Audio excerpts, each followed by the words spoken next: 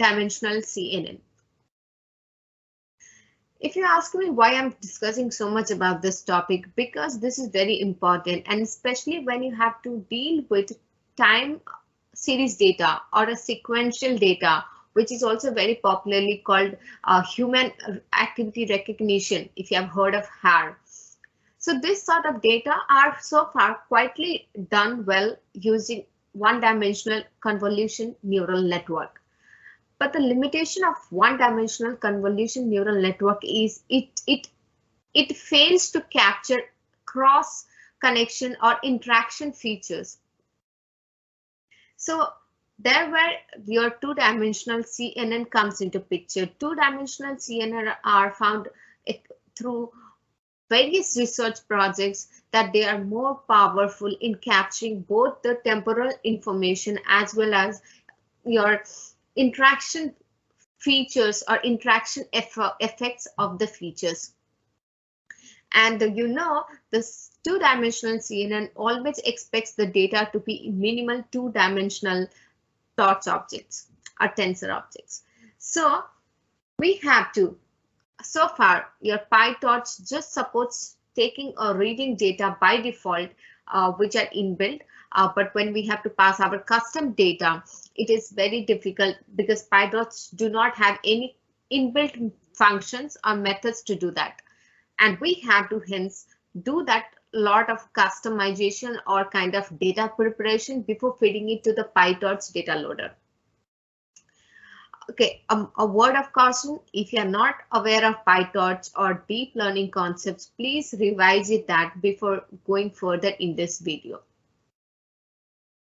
Right, let me give you some idea what is the status, current online status.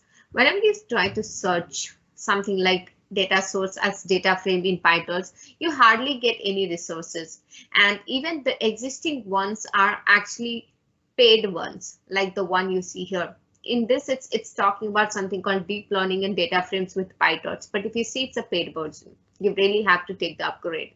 There are free resources available, but they need not be complete and very difficult to follow, especially if you're a beginner to PyTorch or deep learning. So I have tried to make it end-to-end process in this particular video to help you start from the scratch to the end of how you should write your code, what are the important elements of that code, and how to write, where to pass. So everything will be taken care in this particular video. So please watch the video till the end to follow it completely. At the end of the video, I will also tell you some other tips on how to modify your code based on the some variational data set that you will have with you. Right. So right now I'm just going to focus my whole information here on the tabular data, but the same can be extended to an custom image data that you have. Right. Let's go to the main content. So here I have the code that will help you to prepare your two-dimensional data as a two-dimensional NumPy array object, which you can pass very easily to data loaders that's available as an inbuilt method in the PyTorch. To work with this code, you need to have minimal this two particular package loaded from PyTorch. So from torch.utils.data, you need to get a data set. This is very important. Why it is important? Because we are going to inherit and create a new class from this particular data set. And second, from your torch vision, we need to import transforms. This is optional. This you may need only if you want to apply any sort of transformation on your data. If you do not want to apply any sort of transformation, then you need not import the second line, but the first line is must. Right, let's start. So how you are going to do?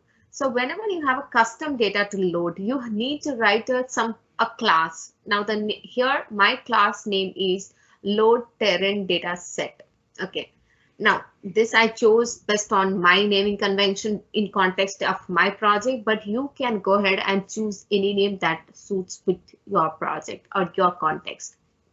But the important thing is it has to be a class object. Now, what is a class of? Then if this is an OOPS concept, object-oriented programming structure, right? So if you are not aware of this, please again go back and have a quick revision of it and then continue from here. So we are creating a class called load terrain dataset, which is going to inherit from dataset. Okay, so I'm inheriting this class is inheriting then inbuilt class called dataset, and then what I have to do. Okay, so before doing this, you have to understand this class needs to have minimal 3 method. You need to define minimum 3 method, and these are the important methods and they needs to be defined as it is. The first method is init method, which is nothing but a constructor of this class. So whenever the class object will be created, this constructor will get called. So you need to have one constructor to the minimum. Then you need to have a method called length. Yeah, underscore twice, and the same format you need to have. This name cannot change. Okay, this name cannot change. However, the parameters that you are passing is in the constructor that can vary. However, in the length function, it cannot vary. In the length, we are going to pass just nothing or only self parameter. And then the last method that you need to have is underscore get item underscore. Now, what is this underscore? Why that's important? That makes the particular method a private method, which means no other class object can access this method. That's why we have to make them private, right? And let's go one by one. So when is the constructor being called? So the constructor gets called whenever the object gets created. So what you want to do when the object is created, that all you can define under constructor logic. And then under the length method, always you have to define something which should return the length of the total number of records in your data set. I'll tell you how to read the data set in few minutes.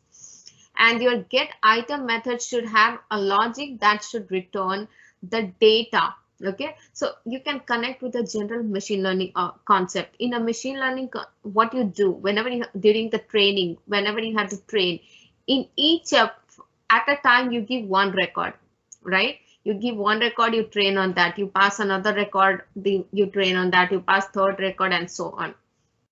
So here, when you say a one record, that could be just one record literally, or that could be a set of rows together put as a record. Since we are talking about two-dimensional array object, that could be of any dimension. For example, let's say you have an array of dimension 16 cross 16. So one record here will have an array of size 16 cross 16, 16 rows and 16 columns.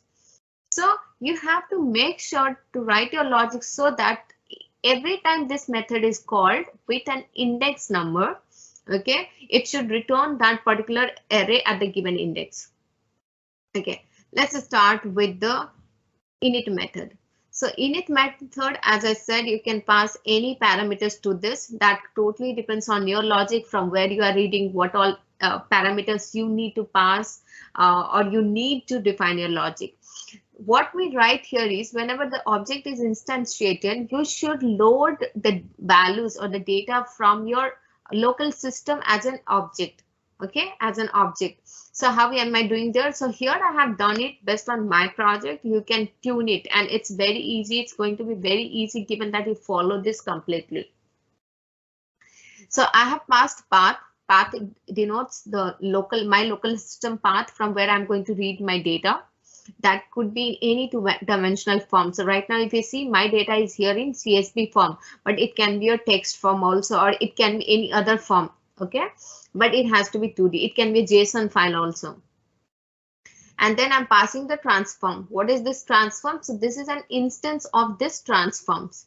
I'll show you how to create that and then pass to it. Okay, but for your prior knowledge, this is an instance of this transform.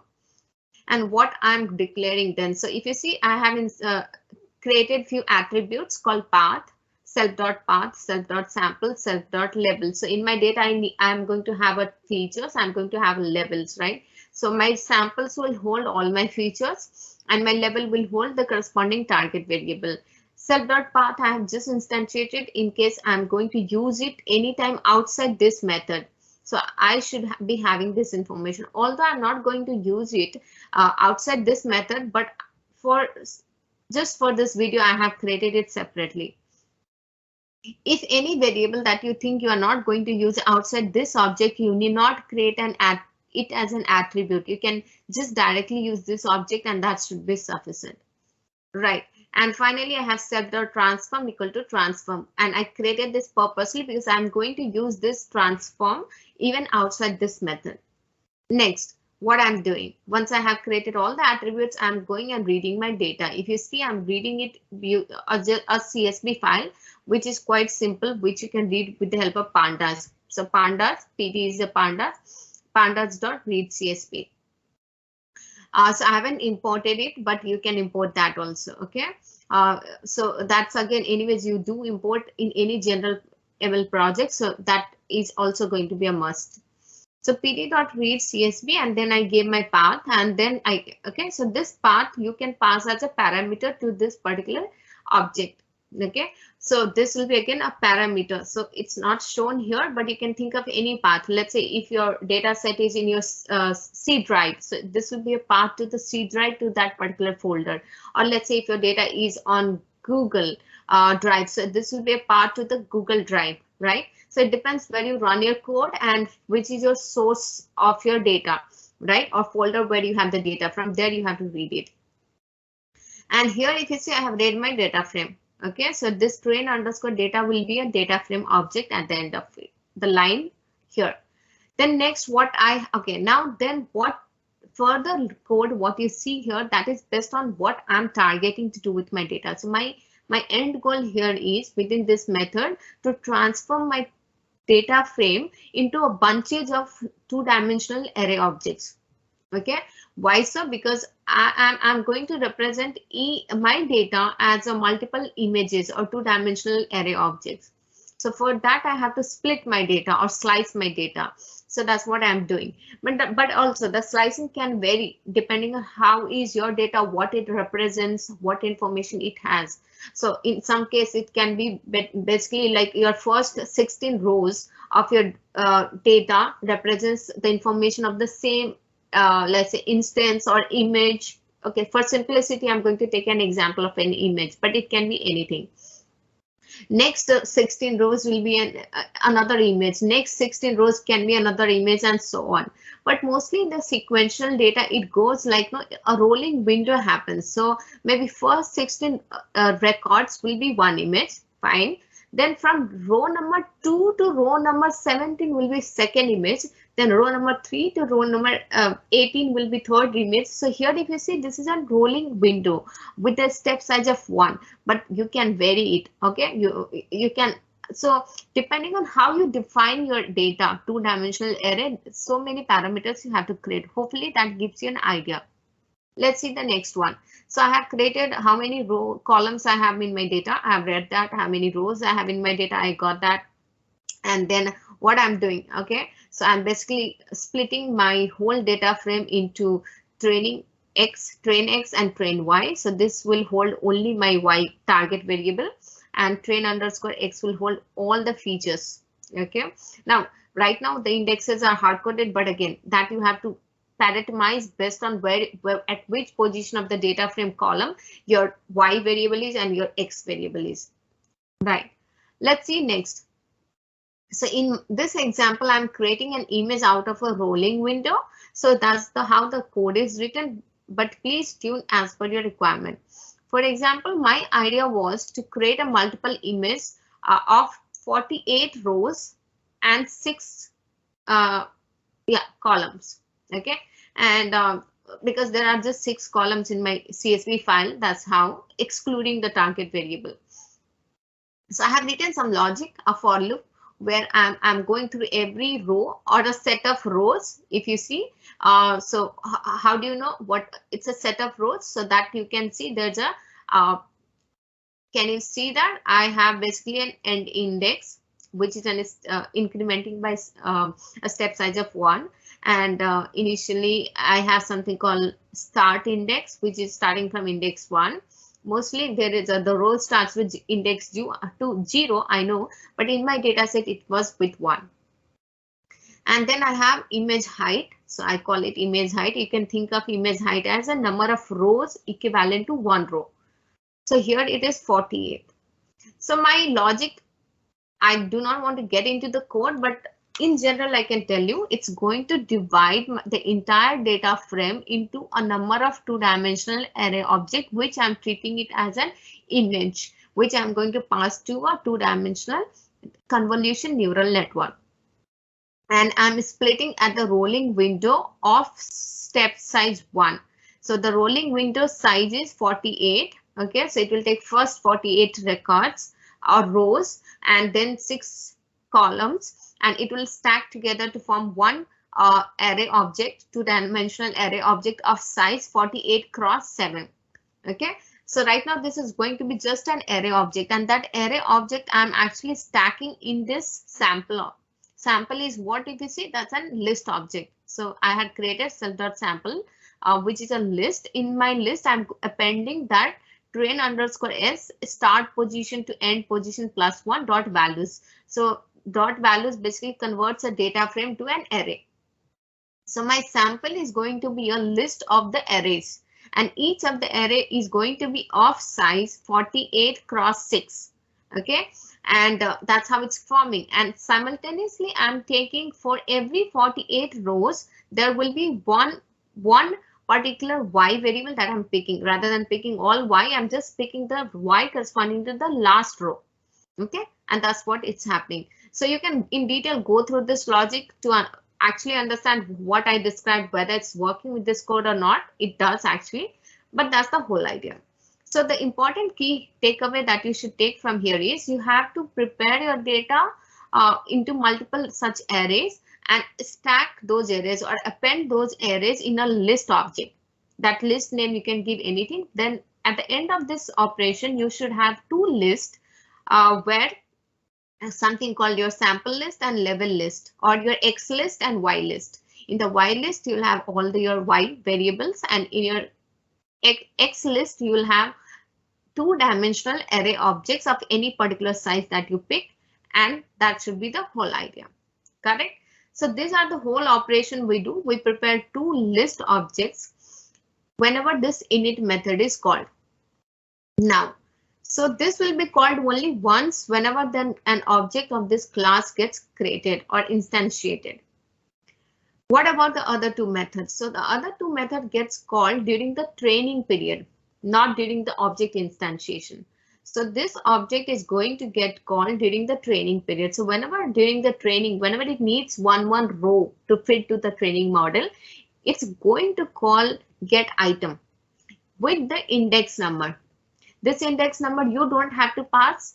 Your data loader and further inbuilt PyTorch models, it knows how to pass. Okay, so you'll not have to worry about this. You just pass an argument by the name index. Do not change this variable name, and your further PyTorch is going to take care of it.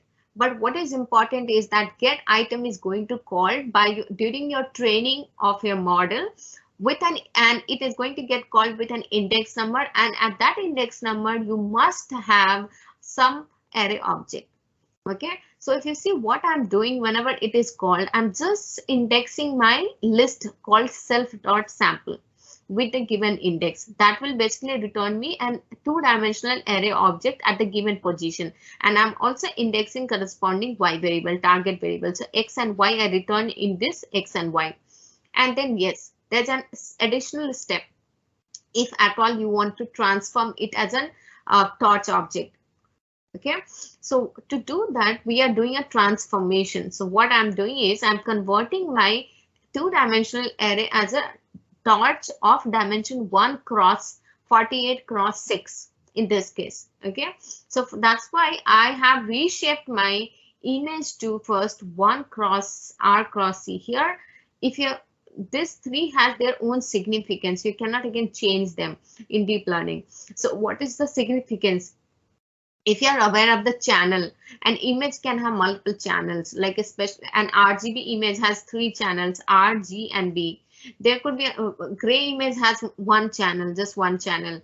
There could be another information that can have any number of channels. So how many layers of information your data has, that you can specify with the parameter called channel.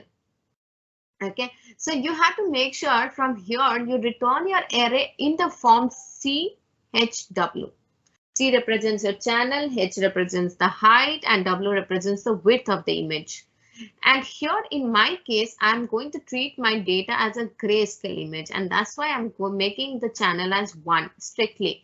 But you can change it if you are dealing with, or if you are reading an information that represents 3-dimensional or an RGB image, you have to pass here 3. You must pass here 3, then only it makes sense. Otherwise, you will get error in your further architecture. So I have reshaped my image in the form CHW. Then I converted it to a torch, and then I applied a transformation on that, my feature variable. And this will be my updated X. I have done the similar thing for my Y. I have converted it to an array object, an explicit, because sometimes the float and double type mismatch happens. So for that, this adds array take care of that. It need not be required in your case, that's okay, but it is also okay to have it to be on safer side. And then I'm converting it to a torch object and passing it. So eventually out of this method get item, you have to give an index, and at that index, whatever variable you have in the sample list, that you have to return, sample and level list, that will represent your X and Y during the training. That's all, you have to return it and you are done. So these are the 3 main methods that you need to have in any of your custom class that you create out of inheriting data set. Now, how to use it? That's about the defining how to use it. Okay, so whenever you have to use it, you have to just write 3 additional line of code for that, as you see here. So before I show you that, in case if you are interested to transform your features, what you can do is you can call transforms.compose, and you can pass multiple parameters, what all transformations you want to apply on your features, all you can pass. You can read the documentation on PyTorch transforms to get more details about it. For in short, I have just applied normalization on my features. So I have given something 0.5, 0.5, what that means. So I'm going to normalize all my features to have an average of 0.5 and the deviation of 0.5. It has its own significance. You please read more about transforms.compose to understand it in detail. In short, if you have to apply the transformation, you must pass an transforms.compose object inside your custom class to do it. Right. Now using it, how can you use it? So very simple, call your class. Basically, you create an object of your class. I'm creating an object called data. I'm creating it just passing the required parameters so that the constructor of this particular class will get invoked, and it will have all the required information in this object. What is the constructor doing here? If you see, so it is reading the information from your local file, and then it is creating a list of the arrays, which is very strictly 2-dimensional, and then list of your target variable. So what will happen in this particular object called data, it will have 2 information, your sample information and your level information. Now we need to consume this data. So how we are going to consume? Very simple. Let's say if at all you want to split this complete training data into training and validation set, just one more line of code you can write, and that will be torch.utils.data.random split. Now here I'm using random split to split it, but you can use any other splitter that you are aware of to split it. Important thing is you have to pass this object called data, or whatever name you give to this particular object. I passed that, and then I have given its train set and validation set length. Now this is nothing but the proportion. Okay, if you are familiar with scikit-learn train test split, we pass their train size or your test size. So that size itself you have to pass here. These are not shown in this example what value we are passing, but you can think of anything. You have to pass anything, a value between 0 to 1. So it can be like anything that you think of. Okay. And then this will split your data into 2 sets, train set and validation set. Right. So you are ready with your training set and validation set. Now you have to pass it in exactly data loader. So if you see, I have two data loaders because I have two set of data. So first data loader is called on trend set.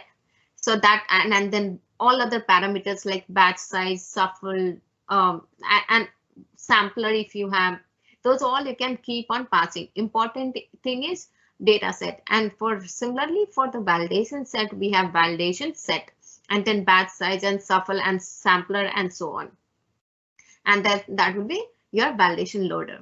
Now, when this two will be consumed, so whenever your model is going to get trained, it's going to invoke your train loader, right? We are going to read from train loader. So whenever train loader will be called with an index number, your class get item will be invoked. And from your sample or level, it's going to return an array or at that given index. And that's how the training happens.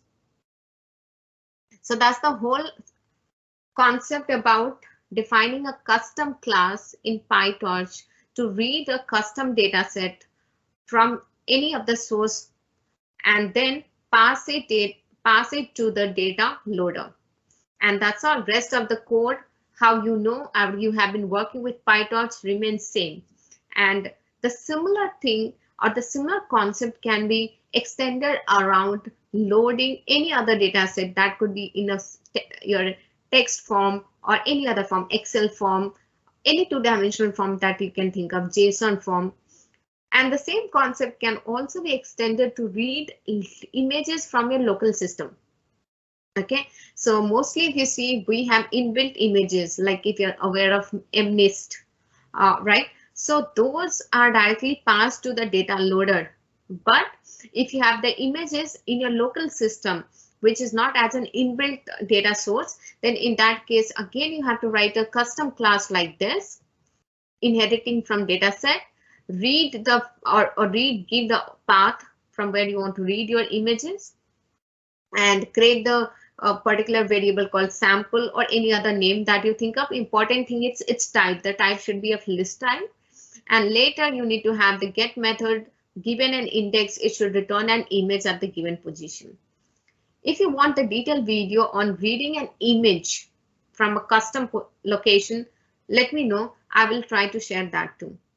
Hopefully this is clear to you, and now you will be self-sufficient to write your custom class to read any custom data set and pass to the PyTorch. Till then, have a happy learning. Thank you.